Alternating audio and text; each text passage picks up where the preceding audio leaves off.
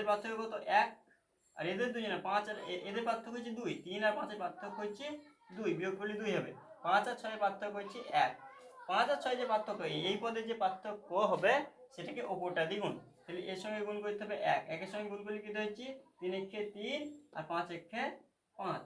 আর এখানে যে পার্থক্যটা হয়েছে সেই পার্থক্যটারই অন্য অনুপাতটাকে গুণ করতে হবে, এটাকে গুণ করতে হবে। এখানে পার্থক্য হয়েছে 2, তাহলে একে গুণ করতে হবে 2 দিয়ে। 2 দিয়ে গুণ করলে কত হচ্ছে 5 দুগুণে 10 আর 6 দুগুণে 12, তাহলে 3 হয়ে গেছে কত 10, 5 হয়ে গেছে কত 12, তাহলে কত যোগ করতে হয়েছে 10 থেকে 3 বাদ দিলে 7, বা 12 থেকে 5 বাদ দিলে 7, তাহলে আমাকে উত্তর হবে 7।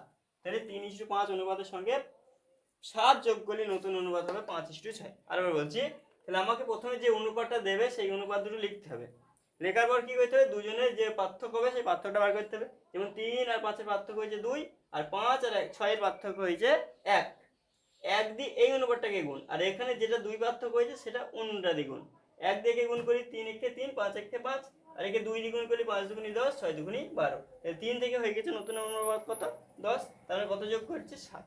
এখানে আরেকটা এরকমই অঙ্ক আছে, 7:13 এর সঙ্গে উভয় পদের সঙ্গে কত যোগ করলে নতুন অনুপাত হবে।